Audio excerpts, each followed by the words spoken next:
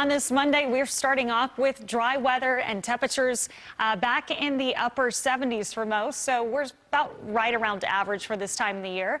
Over the weekend, of course, we did have that weak front to move through and bring us some very needed rain, at least for some of you, especially locations north and east of the Metroplex. But now we're all dry. High pressure is still in control back off to the west, and any disturbances will stay around that. But for us, we are looking at mainly a quiet setup and a warming trend as we move on into this week. Of course, no rain on radar, a good way to start as you head out. No issues weather-wise. Once we move on through the day today, we will have some of that cloud cover to linger. I still expect a decent amount of sunshine. And speaking of sunshine, some of that daytime heating could spark a couple of spotty showers or storms very briefly into the afternoon period.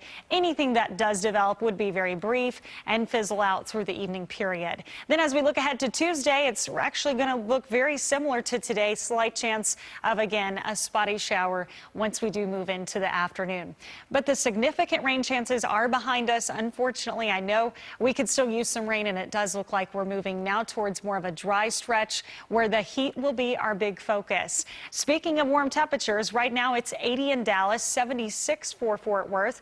Dew points are incredibly high, up to 74 from Dallas right now. So that level of humidity is going to be extremely strong today and as we look ahead into this week. As we look ahead into your afternoon today, about 94 for the high, 10% chance of a stray shower, and then that heat index, factoring that in, it will feel like as hot as 100.